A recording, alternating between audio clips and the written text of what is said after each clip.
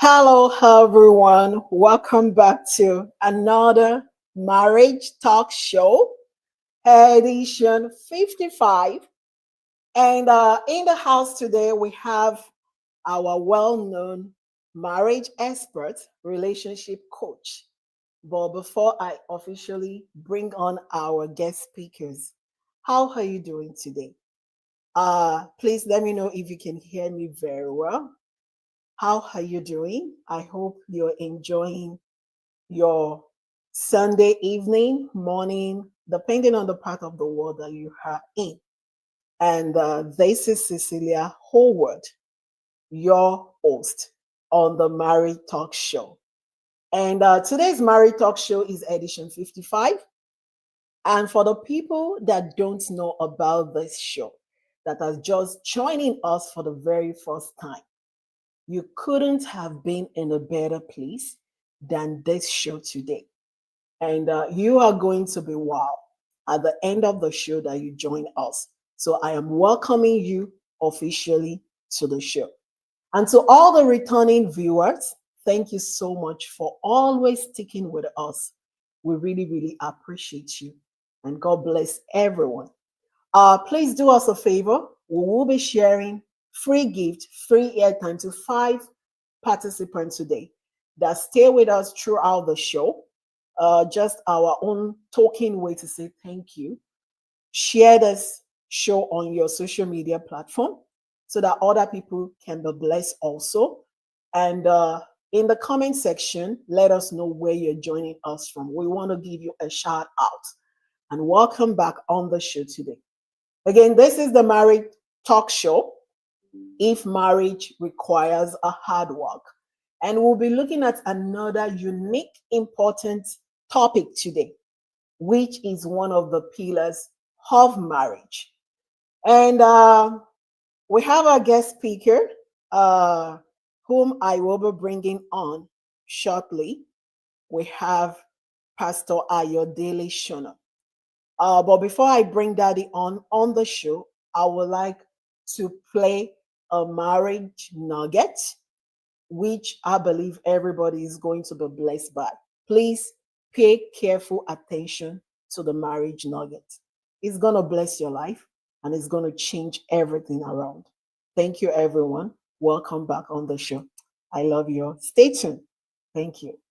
Just worship you. Oh,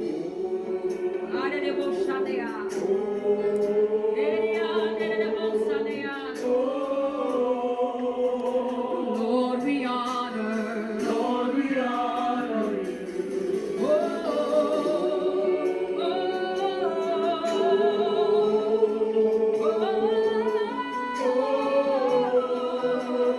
Lord, we honor you. Lord, we honor you.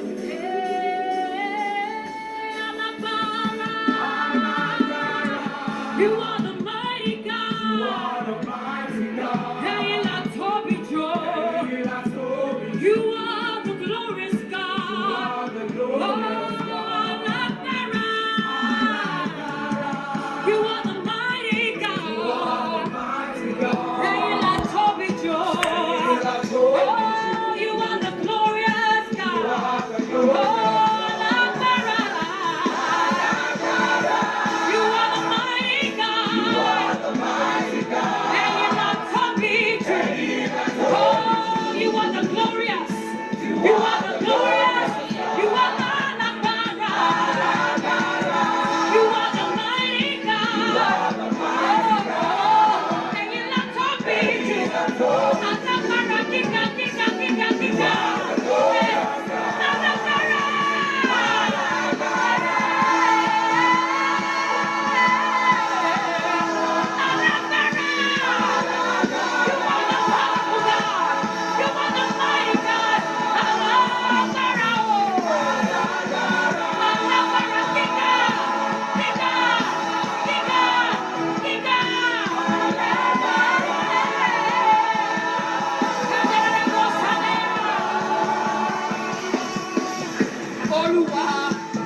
DJ Olúwa o DJ o DJ o DJ kò wá fi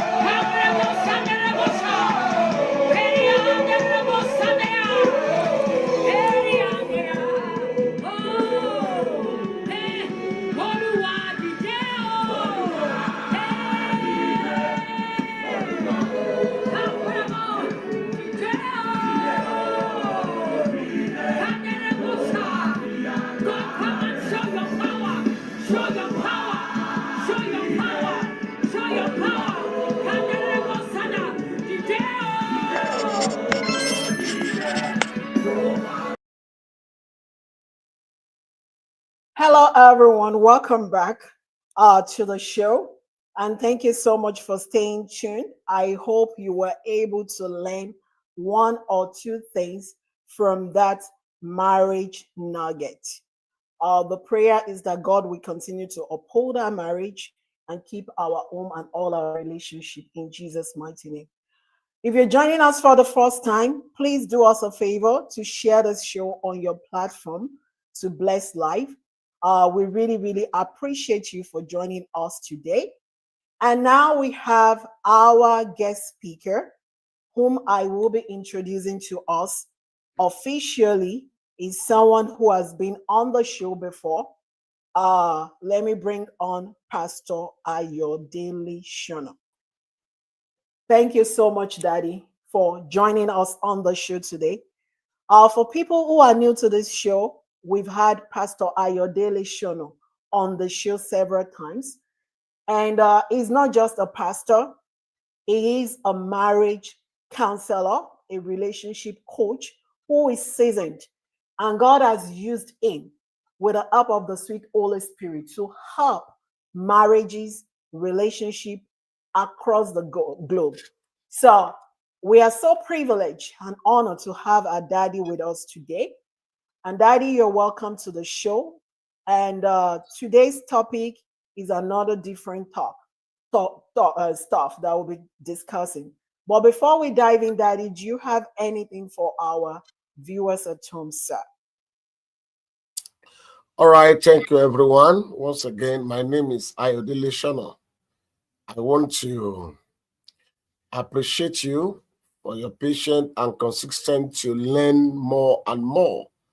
Let me begin by saying we are very sorry for start a little bit late. It's a normal technical glitch according to Nigeria terminologies. What I want to say is that marriage is good. I had a wedding in our church yesterday. I conducted a wedding for one of our daughters and his son. One of my emphasis has always been that marriage is God's initiative. Marriage is God's plan. There was no resolution by any Senate or anyone asked to if marriage should be given to humanity or not. It was God's personal desire. It was God's agenda. It was God projects. It was God initiative. And Bible say the Lord is good. If God is good, whatsoever comes from God is equally good. So marriage is meant to be a blessing to humanity. But The question anyone we ask, but sir, I'm having this challenge in my marriage, I'm having this one in my marriage. I can tell you for free that I have had challenges in my marriage as well. But over the year, as we work together and understand the original plan as God intended, because the major problem in marriage is we come into marriage based on what we see, what we hear, what we have learned, what people told us. And as long we work with all of this, we cannot have the kind of marriage that God instituted. In other words, if you must enjoy marriage as God intended, we must go back to original manual of marriage, which is the Bible. For instance, in marriages today, there are many funny things we do. After the joining the church, the bride will remove the gown. He will say, I want to wear a second dress to reception. And I ask, was it necessary? What makes you different on your wedding day was your wedding gown. The moment you wear another dress, you have become a commoner. Interestingly, somebody among the guests may wear the same thing you are wearing, which has happened before. Then you lose your honor on that day. I was in a wedding where a lady went to change in order to wear the second dress. And then, guess what? The driver, where the clothes was kept, drove away. So for 1.5 hours, guests were waiting in the hall for the bride. When finally she came back, somebody, by the time she wore that dress that she wanted to use, the best lady dress had shined what she wore. And people was like, what is wrong with this girl? Even the best lady is looking better than you. There was another one where what she wore was somebody else wear the same thing. Somebody else wear the same thing. So she lost her pride and honor on that day. I don't think anybody will come to your wedding and wear wedding gown. Nobody. No. Now, I'm not saying this is bad or good, but the question is, when the white people will copy to be wearing white, because it's never in our culture. As Christians, we copy wearing the wedding gown. The white people stay with their wedding gown today. Now, where do we get the idea? And I was asking the question, this idea of changing dress, 2 or 3 clothing on your wedding day, where do we get it from? And the answer somebody gave me is, that day, that is what is voguing, that is what is trending. So when we begin to run our marriage based on what is voguing, trending, what we see, that we cannot establish in the scripture, we can never have the kind of results that God intends. So that's just a little summary on that one. Wow. Thank you so much, Daddy. You're already shaking the table, even though we have not really dived into today's show. Thank you so much, Daddy, for that analogy. God bless you. And may God in his infinite mercy continue to increase your wisdom. Thank you so much, sir. Thank you. For people that are just joining, like I said, our guest speaker today is a well-known marriage counselor, relationship expert. Daddy has been doing this for almost 3 decades, if I'm not mistaken. And he's called into that, even though he's a pastor. So don't look at the pastor label or title, but he is a marriage counselor, relationship expert. And there is a reason why we continue to bring him on the show, because I feel we can't even exhaust all the wealth of wisdom that God has given to him. But I believe that we can always learn from Daddy at every point in time. And on today's topic, we'll be talking about conflict in marriage, how this can actually make marriage a hard work.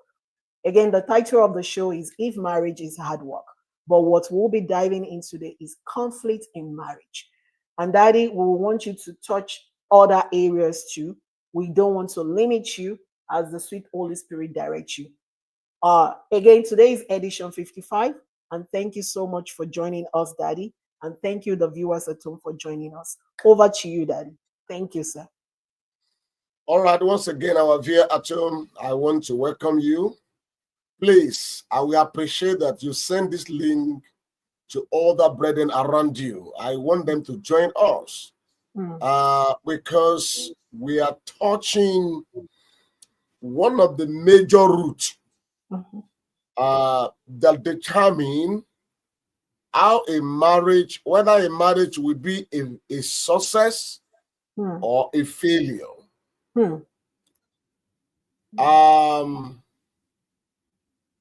You see, when we are talking about conflict in marriage, conflict in marriage is a natural phenomenon. In fact, I always tell young couple during their pre-marriage counsel or when pre-wedding counsel that if there is no conflict, even from your courtship, it means somebody's pretending. There is no sincerity. You are not being honest. You are not being yourself. You are pretending. You are acting drama. You know, it is when we are doing film. I used to be a film person in the past. You will be asked to act what you are not. You will pretend. But in marriage, no matter how you pretend in the courtship, the real you will come out in marriage. And the reason is this: conflict is inevitable as long as we are dealing with human beings. Conflict is natural, like the air that we breathe, like the water that we drink, like the food that we eat. Why? Every man by nature, we have a protective nature. Everyone wants to protect himself or herself. Everyone loves to protect his personal interest, value, objective, goals, ideology, preference. Everyone wants to manage his own little resources. So what is conflict? The first question was asked is, what is conflict? Conflict is when what you prefer, what you want is opposite my personal, what I want. Wow. Or conflict could also be when your interest is going to affect my interest. When your value is a threat to my value. Conflict begins when there are divergent opinion on a subject. And human being what we are not the same. I always say, even couple, you are one in the spirit, you are one in the flesh, but you are not the same.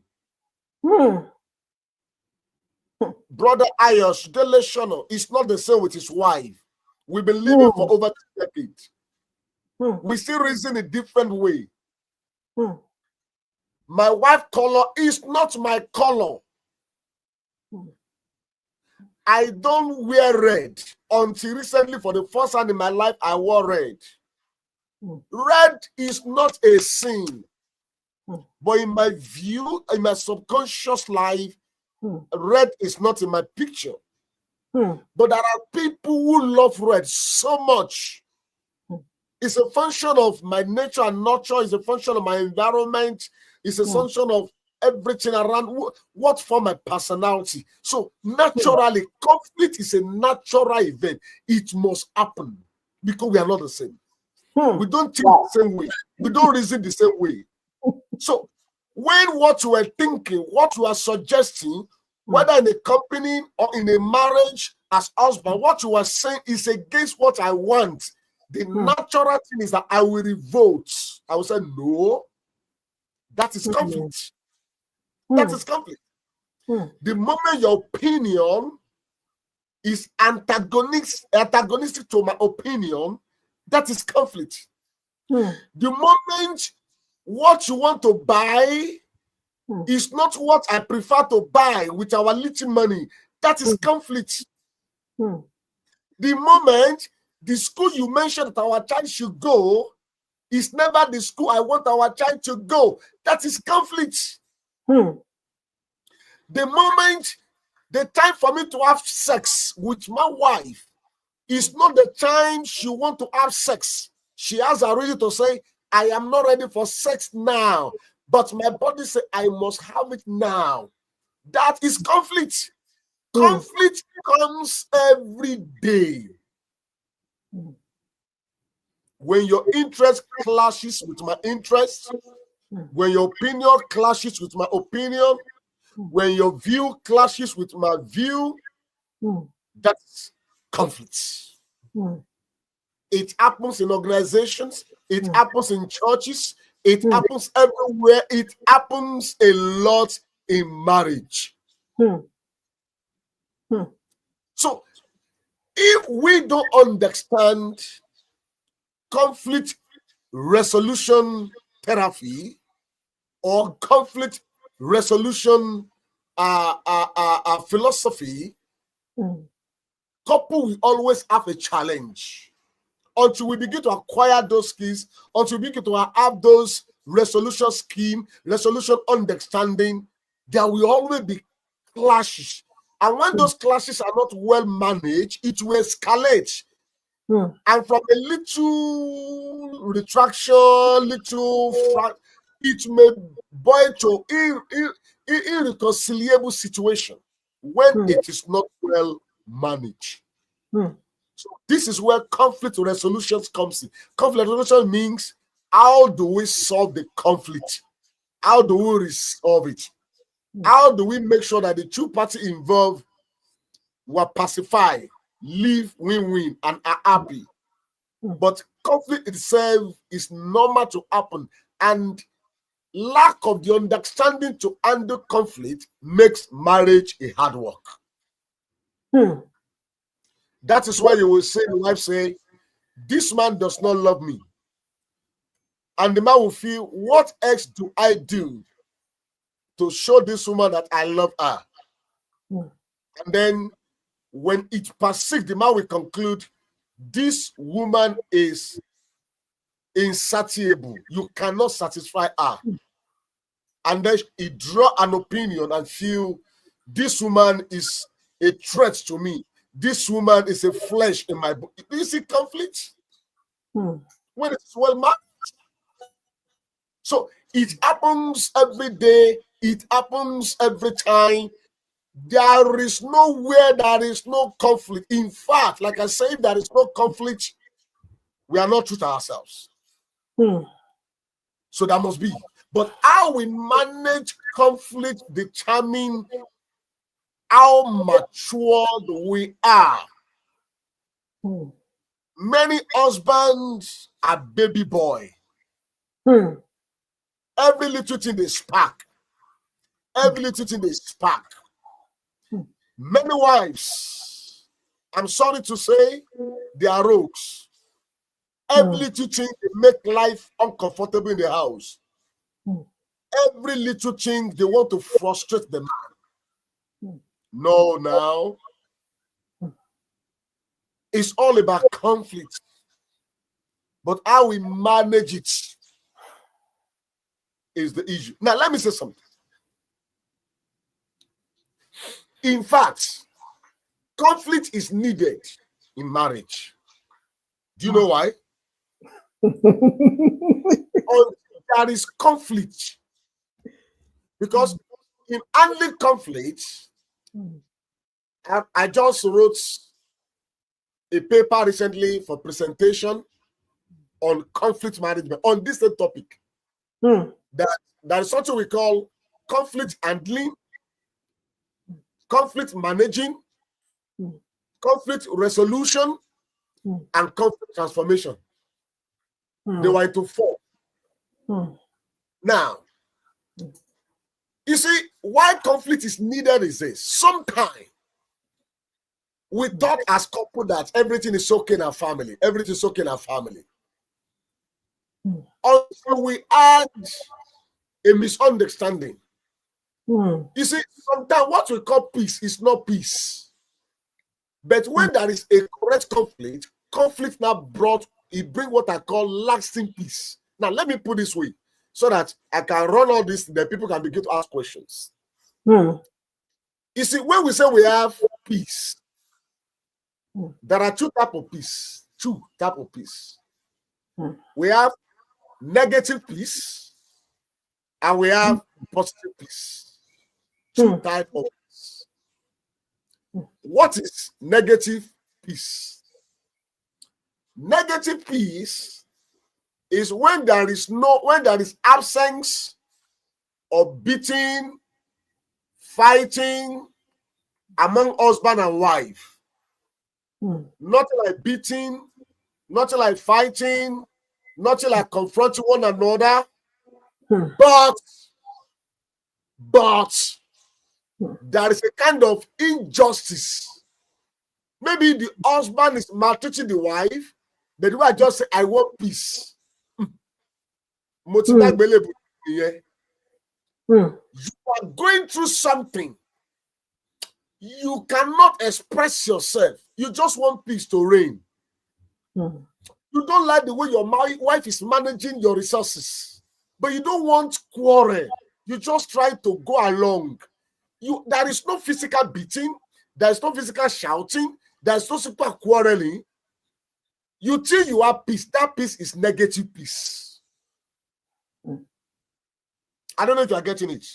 Yes, sir. It's a negative peace. The moment husband and wife we are trying to avoid altercation, just let me just manage. I don't want unnecessary. You are not really happy, but you are just managing it.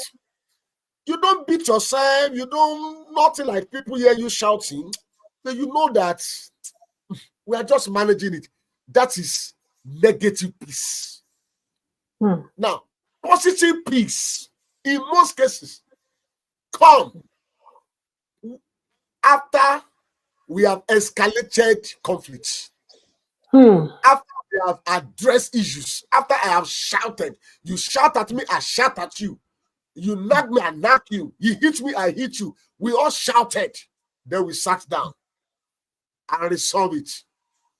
And at that point, no beating, no quarreling. And I have my peace, you have your peace. No injustice. You know, there are many people who are married today who are going through injustice. Either the man is manipulating the wife, suppressing the wife, dealing with the wife, and the wife cannot talk. That is not peace. That is negative peace. Or the woman is dealing with the husband, and the woman cannot send it because he has no job. It's the woman who is sponsoring him. That is negative peace. The way we both come together and say, look, I don't agree, you don't agree, but we must work together. And we all say, okay, what are the issues? And we spill it out. And we resolve it. So when I'm relating with you now, I don't have anything at the back of my mind. I don't feel hot. You don't feel hot. We are at peace. Now, that is positive peace. But you see, in philosophy or in psychology, you cannot achieve positive peace without conflict. Wow. Yes. Most of the problem we have in Nigeria, in Ogoriland, in the Southeast, people feel marginalized, and it's not peace. Yeah, there may not be war, there may not be, but they feel that they will keep crying for justice. There must be justice. When somebody feels you have been threatened, you have been cheated, there is no justice, there is no peace. We are just managing it. We are just pretending. It's not real. You have not experienced positive peace. So conflict and positive peace, they are two sides of a coin that is compulsory. It must happen. I cannot keep on quiet. My wife is telling me today, I'm tired. I see on it, and he says, tomorrow, I'm tired. Next tomorrow, I'm having my flu. The other time, I'm not in the mood. The other one, the nature of my work. The other one. And I keep piling it. And in that inside of me, I am burning on the inside. My sister, there are men that are lost, who are married, but they are still lost around girls. Who, I'm telling you, Christian brother, Christian genuine brothers. New brother, stand talking, who are genuine Christian, because they don't want to fight with their wife. They keep on, when you are not talking, they will say, Pastor, my wife is, honestly, I don't want to fight, but you see, my wife is frustrating me. The woman is avoiding, and I have met many brothers who are committing masturbation. Brothers in the Lord who have given birth to 1 or 2 children. Wow. Masturbation. Because they don't want to fight their wife. That is not peace now. That is negative peace. So if there must be a positive peace, conflict must come. Conflict is inevitable. We must escalate it. We must deal with it, and we must resolve it. Now, in managing conflict, because conflict is one of the reasons that make marriage hard work. So in dealing with conflict, there are 4 stages. There are many aspects of conflict resolution, but I will speak in a way that will be very simple. Because if I'm to go about all the definitions, all the assimilation, all those, I don't want to go into that. I will just pick simple one that we can understand. Number 1 is conflict handling. Handling conflict. How do I handle conflict things? Both parties must come to acknowledge and accept that there is a problem in this marriage. There is, you must acknowledge it, you must accept it, you must believe that I think something is wrong. Both of us are not living together. We are not at peace. And then be willing to express yourself, be willing to share it without offending one another. Let's talk about this matter. We need to talk. That is conflict handling. That is number 1 stage. Where we accept, where we are ready to open up, where we are ready to talk, where we are ready to share our feelings, where we are ready to discuss. That is conflict. And number 2, conflict managing. Managing conflict now is when we are now saying, look, I need to listen to my wife. Let her tell me what are those things that is paining her. And I must not be angry, no matter what she said. I want to manage. I'm ready to give you a listening here. I'm ready to create an atmosphere where you'll be able to open up your heart and share with me. I'm ready to accept whatever you say, though we can discuss it later. But at the managing level, we are saying, I am ready to make a move. 1, to create a good environment. 2, to give you a listening here. 3, not to feel whatever you say. 4, to accept all you said and be willing to resolve the matter. That is conflict management. Number 3, conflict resolution.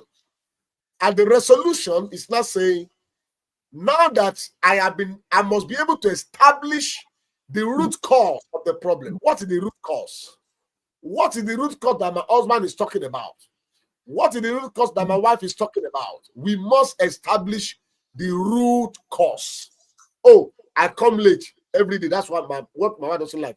Oh, my husband says I don't give him sex regularly. Oh, he doesn't like the way our finance is not good. Oh, my wife said that I don't give enough money for house. Oh, my wife liked to shout at me when we were discussing. She shout too much. She raised her voice. So we must establish the root cause if you are going to resolve it. Number 2, we must both of us seek various means of resolving this matter. What are the mechanisms? What can I do? What can you do? Suggest. You suggest. I will suggest. Both of us will suggest what to do. That is win-win. That's number 2. Number 3, under conflict resolution, and we must be ready to say, okay, this matter, this is what I will do henceforth. We agree on the term. We must agree on the term. Okay, I'm sorry. Every month now, I'll be giving you 200,000 for feeding of the family. Okay, I want to make a vow. Every day, I'll make sure that I come home before 7. No more 9 p.m. Okay, I will love to join you in the kitchen. Every time it is only you, I will assist you. So there must be a kind of win-win solution. front and back. So that is resolution. Mean we come with a terms, a condition, a principle, a guidance, an agreement, something we have to work with. The last one is conflict transformation. That one is we have not only resolved this matter, but we have used this matter as a stepping stone to have a better understanding of ourselves, to have a mutual relationship, to increase productivities among us, to strengthen love and unity, and to build a stronger intimacy. In other words, we do not only resolve our matter, we use this conflict, having resolved it, as a yardstick to handle many challenges that we are confronted with. In fact, to project the future, to say, look, by the grace of God, even in the future, these are 1, 2, 3, 4, 5, 6 we will be able to do. I'll give you one example, and then I will stop so that we can allow our viewer to ask questions. Oh, jeez. Because of the way I grew up, I managed my life all myself for years. In fact, I started paying house rent at age of 18. Oh, I'm not seeing that here. I think we have an issue. Yeah, sorry, Daddy. I can see you back now. Thank you. All right. I could see I'm that. so sorry. Let me put it again. Technical glitch. That is Nigerian language. Yes, sir. Because when I was growing up, after giving my life to Christ, my father was transferred to another state, and I was like, no, I'm not going with you. So they left me back in a previous location. So from age of 18, I started paying house rent. So I learned to be responsible from teenager. As a teenager, pay rent for myself, feeding myself at age of 18. Yes, I have father, I have mother. Now, because of that background, clothing is a secondary to me. The little I have, I'm okay with it. If I have slippers, I enjoy my slippers. I just simple, it's okay. Now, when I got married, I gave my wife 10,000 to buy our traditional clothes. 5,000 for me, 5,000 for her. A good lace as her then. And she went to market and she bought it. And when I came back, she brought it to me and said, sir, I bought it 15,000. I also added 5,000. Now, the natural thing for me to do is to say, oh, honey, God bless you for adding your money. Do you know what I did? I didn't appreciate her. I said, you mean you use 15,000 naira to buy clothes, ordinary clothes for traditional marriage? Is that how you will be spending money in marriage? Is that how you will be wasting money for clothes? We are disciples of Jesus. We represent Jesus. People must model after us. When souls are dying, that 5,000 extra can print 1,000 number of tracts.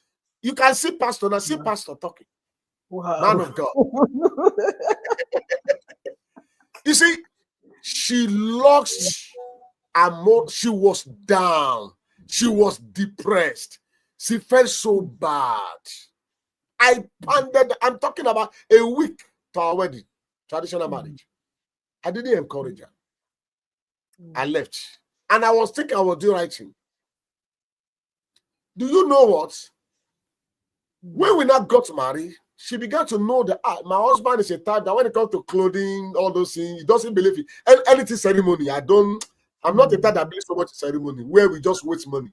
I believe whatever money you have, you should be able to add value.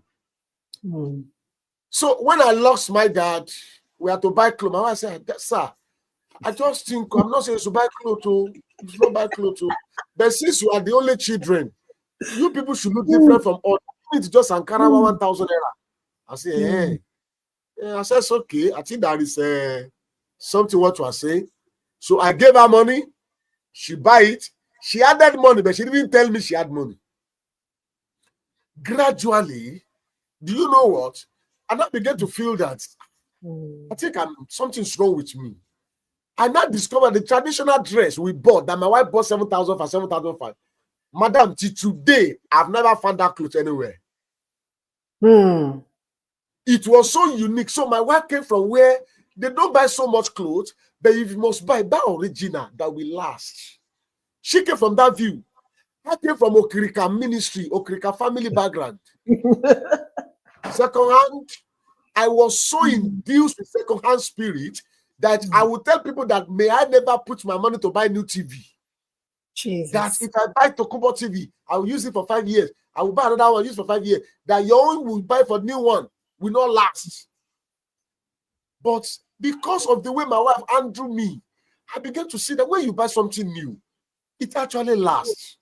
So gradually, you will not tell me, see, a new thing, original thing lasts. The one day I remember in 2004, 5, 6, 7, 8, I will buy bed after 3 months. It will cut. How much it was bed then? 400 naira, 300 naira. I said, why don't you buy original one? It will last. Then one of my pastor told me, say, Prior, why don't you buy original belts? I went to Lagos, Computer Village, in Ikeja. I bought a belt, madam, for 1,400 in 2008. Do you know I'm still using that belt till today? 2008. That is 17 years ago. So when I discovered, I said, it's true, original. It's always original. That the one we call Benda Celeb, the one we call second hand, is what somebody is tired of and, discard it, and you are celebrating it. What has happened now? Even though we have conflict that time, we were able to manage that conflict to the point that it has brought transformation to me. So I am I'm telling you today now, I don't even like, the only thing I'm praying God will bless me with is I don't want to even buy Tokuboka again. I want to buy brand new car. Because I have come to realize new is new. What has happened? Through resolving that conflict or believing in original is better, my life has become transformed. So I have a better understanding. So every conflict must leave stage of handling, go to the second stage of managing, go to the third stage of resolution, and then we must not stop there and then come to the stage of transformation. When we get to that point, mama, oh no, husband and wife, you are in heaven. You are in heaven. Everything will just be sweet. Do you know the last statement I told my wife? And I said it in public. I said, my wife, look at me. I have worked with you for years. I have texted you. I have watched you closely and from far. I believe so much in you. And I said, you can never offend me again in life. She was like, what am I? I said, the worst you will do today is if I enter my bedroom and I find another man on top of you. I said, I will go back to my sitting room, waiting for the man to finish with you. And when you come out, I will not fight. I will only ask you 2 questions. Why? What do you like in that man that you don't see in me? Number 2, what is the methodology the man is using? Whether the man is getting to the temple well, is going down. Me, I don't know how to reach the come on. What are you enjoying? Is it that the man is big dollar or what? She was just looking at what is he a big dollar or he has a strategy that is satisfying you? I will tell her, tell me. I said that will be the last that my wife will ever. And do you know, from about 3 years ago, I've said that I can't remember us having any issue. That's all I want to say. So let's allow our viewer to respond. Thank you so much. Thank you so much, Daddy, for that wealth of wisdom. And thank you so much for analyzing it. Conflict in marriage. We have several questions, Daddy. And I will join my question to be 5, the 5th one. But I want us to answer the question from people first. Then we will use mine to round it up, sir. So we have Mrs. Oluwatobi Adenaro. She has actually sent in 4 questions. one of the questions you have answered. But I'm going to start from the last question that she sent him. She said, how do you handle differences in opinion or perspective? How do you handle differences in opinion or perspective? Yes. And do it with three things. Active listening. Listen to what that person is saying. Understand why the person is saying what he's saying. You know, most time in communication philosophy, a man said, most time when we talk, when we say something, the person we talk to hear what we did, hear different thing. And when the person want to talk back, he says something different from what we think we are saying. So there are about 6 episodes in communication front and back. Most time, because our opinion have been formed and we don't want anything to affect our opinion, that is where problem comes from. If you want to enjoy your marriage, listen to the opinion of your partner first. Let him finish. Let him decorate it. Let him panel beat it. Let him give it color and dress it up and give it a good makeup. And your first answer will be, wow, I think you are correct. You are coming with your own. You now say, well, let me just add to it. I know it's good our daughter go to Afa Babalola University, but I am thinking, considering the security situation, considering the road situation, considering I also learned that in that school, when it comes to fellowship, there is only one church, all, and the school also pay for that all every Sunday. So there was no this opportunity of different fellowship so that students can feel and belong to fellowship. When you come with a better and a bigger idea, the person will listen to you. And then we can compare notes. But the problem is that most time, once we form an idea, we want our idea to be established. See, even when you give a mad person an outstanding idea, another angle, another bigger opinion, they will reconsider it. So if you want to reconcile differences in opinion and perspective, somebody, because your husband or your wife may not be here, but you have heard this, listen to the person.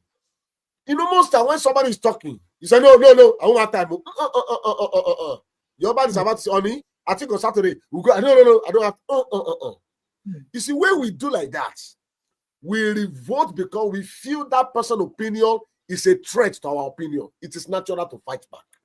But if you must resolve it, number one, calm down. Give the person a listening ear.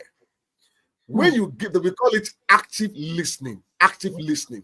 When you give the person active listening, when you want to talk, you yourself be asking yourself, I think I need a better opinion. You see, many times, madam, people don't bring better opinion. People only counteract what you say. That's the person of knowledge. You only fight back my opinion, but you don't give me a superior opinion. Give me your superior opinion. I will consider it. You don't have a superior opinion. You only say, no. What is no? No, it can't happen. Like a woman said to her husband, my son cannot marry that girl. My son cannot marry that girl over my dead body. And the man said, why? I don't just like the girl. Can you imagine? I don't just like the girl. My spirit does not accept the girl. The girl is a witch. Wow. Can you imagine? And he said, over my dead body, will you marry the girl? And the young man said, Sama, I'm not a baby. It's my choice. It's what I wanted. Allow me, mama, pray for me. The husband said, let's allow this boy. He's a graduate. He knows what he wants. We have taught him how to know. He has prayed as a child of God. He said, no, I don't go grill. Over my dead body will he marry. And you know what? The man got angry and the man said, this boy will marry. Either you died or I use somebody as a mother on that day. Nothing you will do. Can I tell you what happened? They did the wedding. They didn't tell the woman about the wedding day. Wow. They proceeded with the wedding. Somebody else sat down as a mother on that day for the wedding. I told her, I said, madam, you wasted your stubbornness is what caused problem. How can you say I don't like my spirit? What is the spirit? Let's talk about reality. Give us evidence. In research, they will tell you, give me empirical facts. Give me empirical facts. How can you just say my spirit? How do we know whether your spirit is correct or your spirit is not correct? So, if you want to win that, come on with listen first, give active listening, then come on with the superior opinion. But we have some husbands who are very stubborn. When they know your opinion is better than their own, instead of them to agree, they believe that, Kai, how come my wife has a better opinion than me? So they will fight it. Do you know what? Allow them, let them do it. When the wala come, don't laugh. Just say, hey, you mean it? Yeah, sorry. Yeah, I didn't mean we have done what the one I say. It's okay. It's okay, my dear. It's learning. Most men don't like to say, my wife suggested this, I do it, because they have ego. You know, women, men rather, naturally, we're very egoistic. So when it allow him, when he see the repercussion, he will come back. If it's a woman too, allow her. When he see the repercussion, leave it. Many years ago, me and my wife, we went to Lagos to see some brethren. As we landed in Oshodi, I say, I feel the person is not around. He said, how will you feel? How will you feel? Let's go. How can we? I said, let's go. I said, okay. We got to the place. The same person is not around. When we get to Mushi, we have to go to another place. I said, I'm not sure this person, and it was only people that ministered to me. I said, I'm not sure this person is like he has traveled. He said, you have come again. Me, I don't understand you. Let's just go. When we go to the second person, also they say, has traveled. When we now turn back, we have to do something this following day. And I said, he said, okay, wait. What is your spirit saying? Because I don't want to waste time. He said, tell us. I said, I think we should go. The person's around. I said, are you sure? I said, yes. And when the person was around, what am I saying is that I have to come down from my ego by follow, even though I know that we will not meet those persons, I have to accept it. The way she see that the first time it was failure, the second time it was failure, the third time she had to agree with me. But some of us were not patient. Allow time to process your opinion. The reality will show who has a better opinion. Thank you. Thank you so much, sir. God bless you, Daddy. I'm going to move to the next person.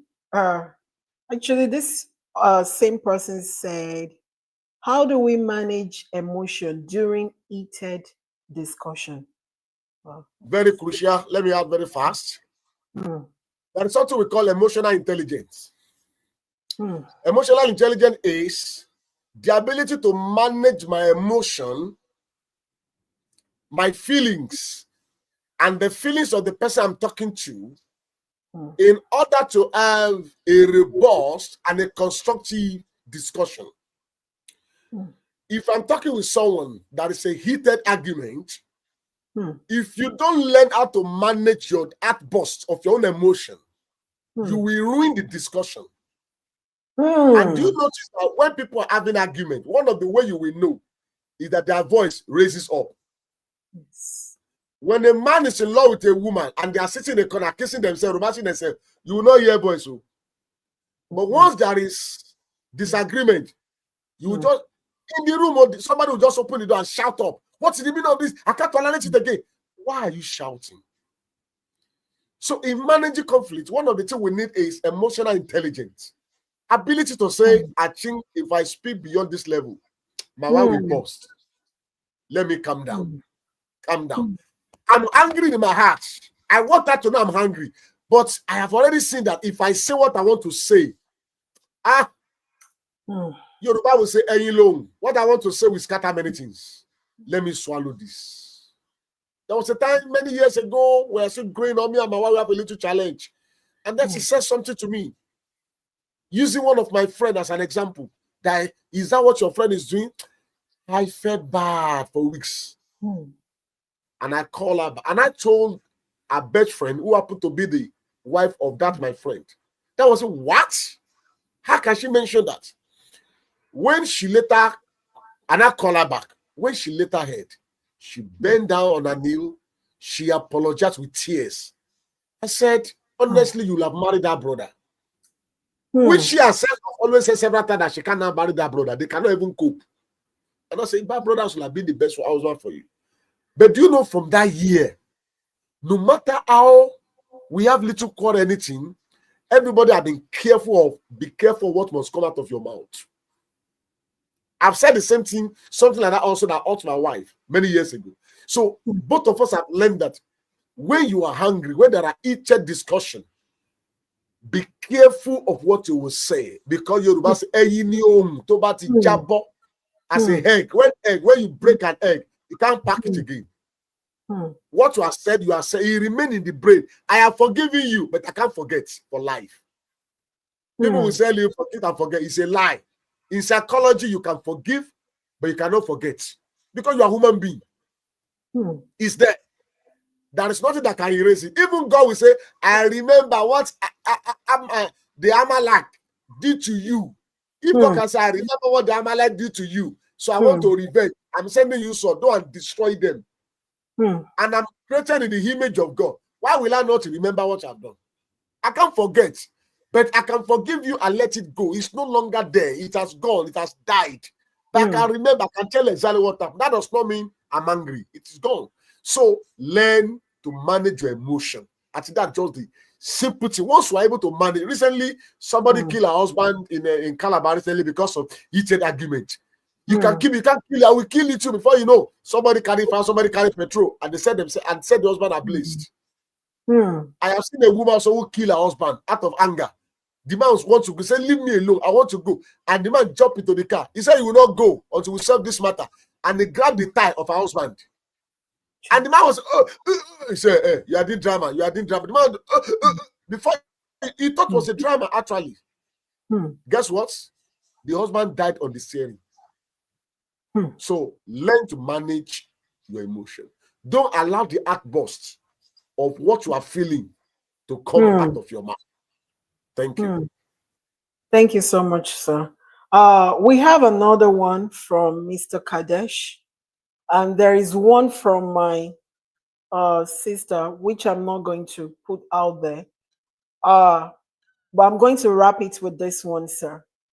How do you manage a man who always allow his ego, is not ready to listen, but there is issue?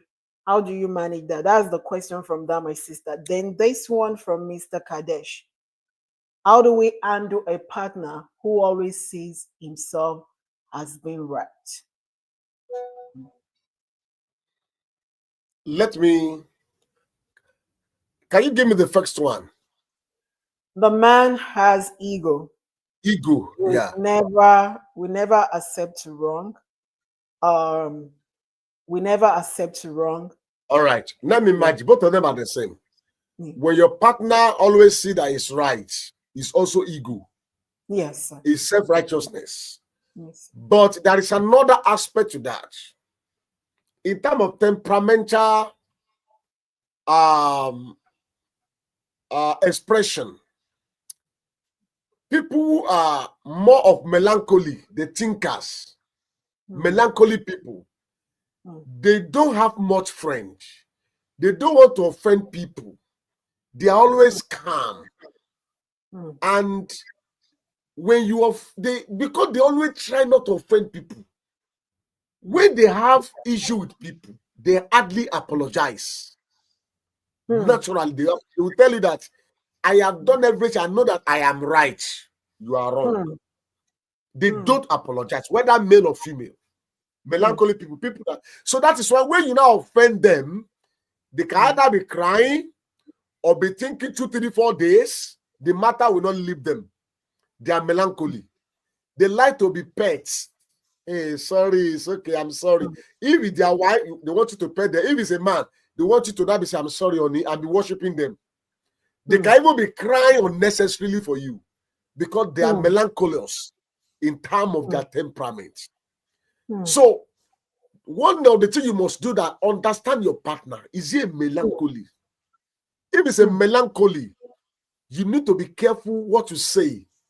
Number one, they will never apologize. Number two, they will not believe that they are wrong. Now, when it comes to ego, men naturally have ego. Most men, they don't believe they are wrong. In fact, some men, when they believe they are wrong, they find it difficult to say, I'm sorry. Men that say sorry are men that are broken. In philosophy, somebody who say, I am sorry first is the person who have a mature heart. That's it. People who don't feel like saying sorry, they have a poor self-image. They believe that say sorry, I will look inferior to my partner. But can I say to you, if you have a correct self-image, you understand who you are. Baba Deboye can eat bole now. It doesn't reduce him. Baba Deboye can wear knicker. It doesn't resist him. He's already who he is. Bishop Oyedebo can sit down by the road and be eating granuts. He doesn't. If you come up, Baba Deboye say Adeboye, he will look at you. If you call him Adebobo, he will look at you. He will just feel maybe something is wrong with you. He will say it's an insult to me. He won't say it because it's already made. Why people don't say sorry is that they are still struggling to have their self-expression, to have self-image. They don't have understanding of self-awareness. You know, if you are going to human self-development circle now, I'll be dealing with all of that. So because people don't have that, you see something that does not, I've seen people lie to me, it doesn't move me. People will lie on my head and I will say, well, I hear that you did it, you did this. It's okay. Thank you. They'll be looking at what kind of man being is it. Do you know why? I'm already what I am. What you say cannot change my personality. Why am I fighting? So most people don't say sorry because they don't have self-image. They don't know who they are. So they have to fight to protect the little image they had. But naturally, men don't say sorry because of this ego. So all you need to do for that kind of person is that with patience, with knowledge, with understanding, one day, the person will see that there is something better about your life. Thank you. Wow. Thank you so much, Daddy. The way you were answering, as in going deep, deep, deep to the root, to the core. We really, really appreciate it. This one is from Prince Samuel Oluyomi. At what point do we involve a third party in conflict resolution? When does third party get involved in conflict resolution? How can we deal with it when I'm sorry is missing from all right? Let's start with conflict handling is between us. Yes. Conflict management is between us. Yes, sir. When we now discover that we keep managing it, but we are not having a resolution, there is only one third party you can go to. There are only two people you must go to. And I keep emphasizing it. I even said it yesterday in the wedding. The first person you can go to, excuse me, is your pastor. Is a referee. But let your pastor be a pastor that have a home. If your pastor does not have a good marriage, don't go to him. I am saying this emphatically because many marriages have been damaged by pastors. Many marriages have been damaged. You can't give what you don't have. They are good in preaching Bible, but they are bad in managing home. I've had a pastor saying, if you sleep and your wife get up at night and cross you before she want to go to bed to go and urinate, that woman will be richer than you. What kind of babalawo pastor is that one? That if you collect your wife wrapper to cover your body, you will not prosper. What kind of babalawo is that one? So the wrapper I'm using today, now my wife gave me, and I prosper. So what am I saying is this? Tell pastors who are genuine, who have a home, they will be able to say, Madam, what happened? Oga, what happened? And they balance it. Number two, go to your marriage counselor. Every marriage must have a marriage counselor. I always tell people.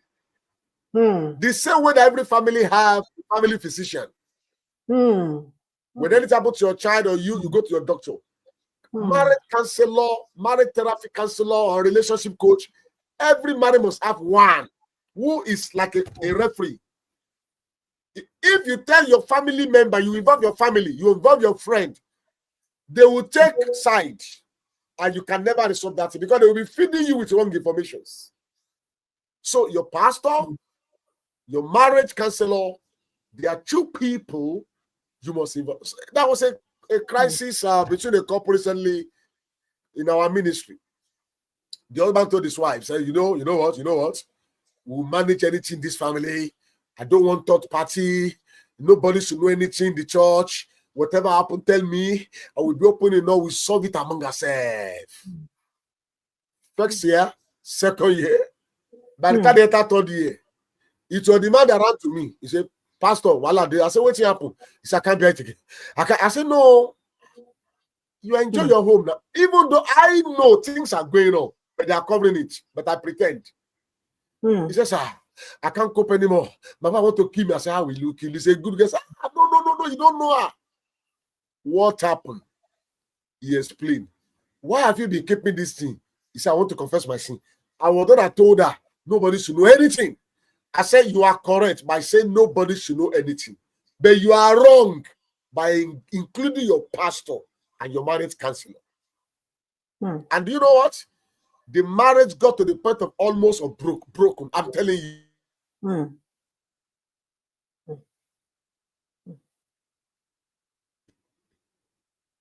Got to the point of almost broken. But God help us. With God on our side, there was a solution. As I'm talking to you today, they are enjoying themselves happily. In fact, when I mean happily, they are enjoying their home very. And the man is saying, if I had known, I would have been carrying you along since the beginning. So don't allow things to when you compound it. By the time you want to resolve it, somebody will burst, and then we lose the whole essence of the issue. So don't involve property. But even with these 6 months of marriage, you can inform your counselor, say, sir, I don't know whether I'm right or wrong. Go. My husband come every time, 8 p.m. I have talked to him. He always say, I'm sorry. But so I continue to talk, or as he keep quiet, what do I do? At that level, they'll be giving you wisdom. Send message to him. Around tell him, baby, I'm missing you. Send text. Come and let's go to Jerusalem tonight. They'll be giving you some little marriage nugget that can help you. At that level, we have not even come to say, brother, what is the problem? Sister, what is the problem? You'll be born small wisdom. And I tell people, once you have a marriage within the first 2 years, you compound your problem. You don't want to share anything. You don't want to relate with anybody. Human being, by who you are, once you're married every 3 years, it is believed that you cannot change. And that's your attitude. It will take you years because opinion about you have been formed at that level. It will take years to convince your partner that is not who you are. So that is all I would say. Thank you. Wow. Thank you so much, sir. We really appreciate your wealth of wisdom. That's all the questions we have from our viewers at home, and every questions were actually deep. But now to my questions, sir, before we round it up. There is a notion from so many ministers, even in the church. They will say, no marriage should have a conflict. The conflict should not happen in a marriage. But like you said, sir, we have it's 2 different individuals who are already made. They've lived maybe 2 decades of their life or more, or even 3 decades of their life or more before coming together as couples, husband and wife. And they will definitely have their own philosophy about life, ideology about life, because they were not raised together in the same home. But I believe we have so many broken marriages with negative peace, like you said, sir, because of the ideology of what they hear from maybe their pastors, people they look up to, telling them that, oh, no marriage should have conflict. no marriage should have issue. Network. What would be your advice, sir, to people that are watching us and people that will still watch this show? Some I are think the thinking, network is breaking a little bit, probably from your oh, side. okay, sir. Let me repeat it again, sir.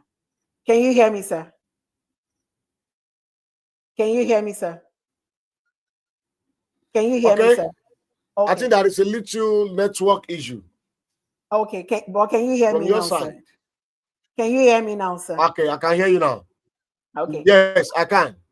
I'm with Okay. you. I said there has been several notions from people, from ministers, from Yeah. church, and from elderly that no marriage should have a conflict. And this notion has lingered so much, and they fail to realize that two people coming together, minimum, they've spent decades apart, being raised under different homes, different by different parents. So they have their own ideology about life, they have their philosophy about life. Definitely, they can't behave or act in the same manner. And that would definitely bring some friction into the marriage.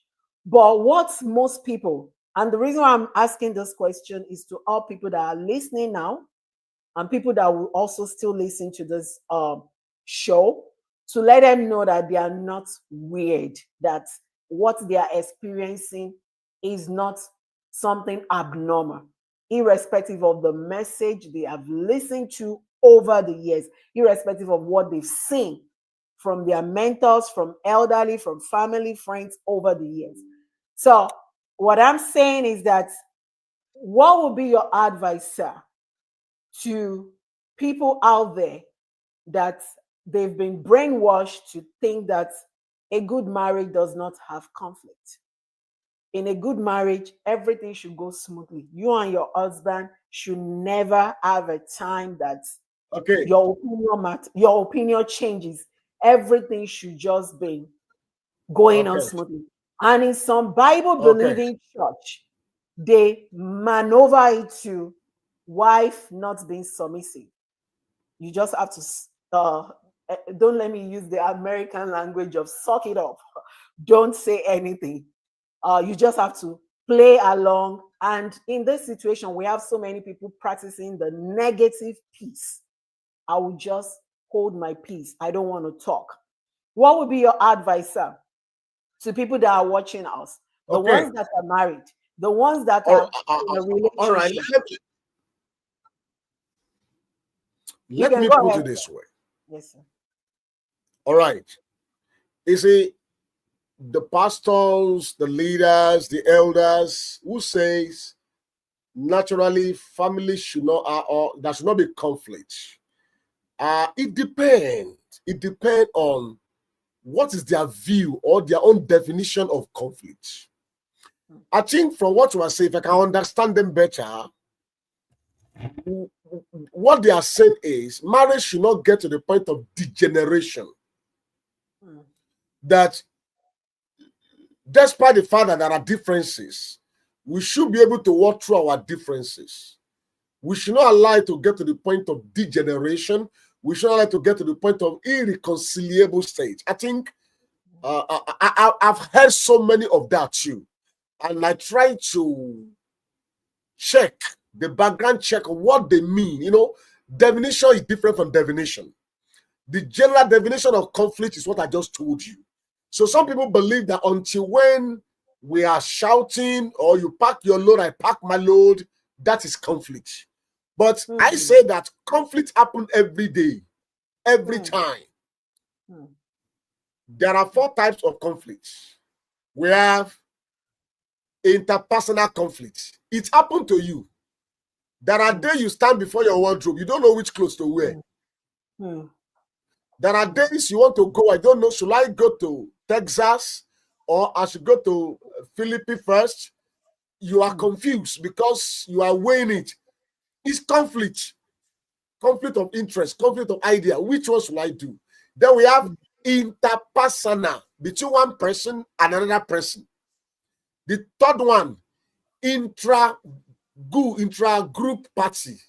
Intra-group party, conflict means conflict within a particular group of people. We are team. 8, 9, 10. We are fighting. Also unit, choir unit. We are having issue among ourselves, some members versus some member. Then we have intergroup conflict between our group with other group, between Nigeria and America, between China and America, between what do you call it now? Gaza and Israel, like that. That is intergroup conflict. It happens. So to say that or to denounce that the relationship has not been conflict, no. I don't think they mean that, because even if you had them themselves, if you had argument with your wife, they will say, we have argument. So the question is that what is argument? That is conflict. So I don't want to denounce what they said, but I want to reestablish their concept of conflict. That what they mean is that husband and wife should not go to the point of getting to irreconcilable situation of when there is a separation, or when there is a fighting, or when there is a beating. I want to believe that is what they mean, that we should not get to that point. But when it comes to different opinion, clashes of view and interest, it is natural unless we are not human being. So conflict in your marriage is not a crime. How you handle, manage, transform it, and resolve it will tell whether you are a boy or you are a baby girl. So that is my own view. And then for those who are bottling things up, you are not helping the matter. Even though we are not saying you fight every day, you will enjoy positive peace. Like I said, create, and you cannot say, baby, I would like us to go for a date. Carry your wife. You want to express issues. Take her to a restaurant. You know, she will dress well. Tell her, I want the children to be with auntie, or I want Nene to stay with her children. Only you and my wife. I want you to dress well. Take your wife to a club. Sit down. Order for pepper soup or suya, and begin to suya yourself on the table. While you are at dinner, say, baby, I just want to say something. I noticed that over some time now, we'll be having this argument. What do you think is really, the first you have done that you are changing the environment. And in settling conflict, one of the things you need is you need to create a safe environment. In that place, you cannot fight. She cannot shout. She can't shout at you in that place. You have already spent money. In fact, I kind of suya she has never eaten in her life. Buy suya like 20,000. Let her buy a whole chicken. Tell her that, change her mind. And then say, why are we fighting? What is it that I am doing this day that you don't like? You will see her smile. Why are you raising that matter? Everything done done. No.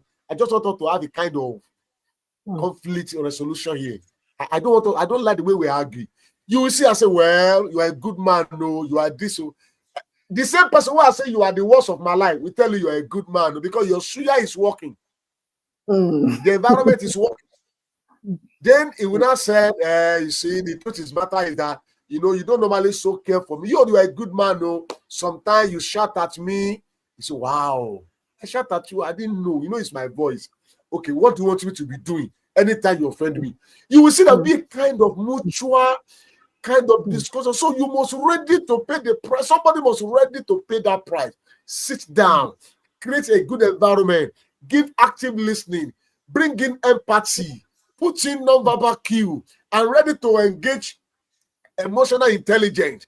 When you put all of that into the table, oh my God, you will go and say, my husband is so good, sha. So you need, because of settling matter, carry me to restaurant. This man, sha. She will make sure she never hurt you again. And she's not a foolish woman now. She saw the way you have really carried her, and you're able to say, it's all right, I'm sorry, everything I've done to you, I'm sorry. You will see a kind of peace now that will reign in your family. Everybody have a clear. When she's angry, she will not get angry the way she's doing it before. She will not say, honey, baby, you offend me, baby, you offend me. And when you say like you to say, okay, baby, what do I do? That's the way to. So I want to believe that even though there are conflicts, couples should learn how to make use of conflict skill a mechanism to resolve it. Thank you. Thank you so much, sir, for trying to analyze and separate that so that our viewers and audience at home can understand that the way and the manner they handle things really, really matters before it's actually degenerated to the issue of irreconcilable differences. We really, really appreciate you, sir. Thank you for the abundance wealth of wisdom. Uh, I always You're look welcome. forward to any time you are on the show because I know that we're going to learn. It's going to be another powerful section. And tonight was not it wasn't different. It was really, really a powerful one. And I thank you for making yourself available to always come here to teach us from your abundance wealth of wisdom. We really, really appreciate you, sir. And thank you to mommy also for allowing you to do what you do and for releasing you to us this evening to be here with us. We really, really appreciate it. We didn't take it for granted. And our prayer is that God is in his infinite mercy we continue to uphold your marriage. We uphold your family. We uphold your home. We uphold your children. And we'll continue to perfect all that concerns you. And you will always be relevant in God's vineyard. We really, really appreciate you, Daddy. And we thank you for always coming back, honoring God in our My life pleasure. and for doing what you're doing. Thank you so much, sir. Thank you, Daddy. God bless you, sir. You're welcome. Yeah. Yeah. To the viewers Thank you. at home, Daddy was able to help us analyze different questions that was asked today. In fact, people ask deep questions, things that are happening, that we can relate with. And I hope that you were able to learn one or two things the same way I was able to learn one or two things. And please do us a favor to share this show on your social media platform, to put it in the hand of that family, that person you know that wants to get married. They need to hear words like this to help them prepare for the journey ahead. In doing so, you'll be saving life, you'll be helping marriages, you'll be helping those children in those different marriages so that they don't become um, the recipient of a divorce home. You are going to do a whole lot in sharing this powerful message. And I really want to thank you for staying tuned with us today, burning your hair time with us, especially people in Nigeria. Thank you so much. God bless you. And this is where we're going to be stopping today. And this is still your girl, Cecilia Howard. I really, really appreciate you for joining me today. And until next week, same time when I come your way, I wish you a blessed week. I wish you a prosperous week. And I pray God's blessing upon your family and your entire household. I love you all. Keep learning and keep trusting God to help you in your marriages and in your home. Thank you so much, everyone. We'll see you here back next week. Bye. Love you all. Thank you.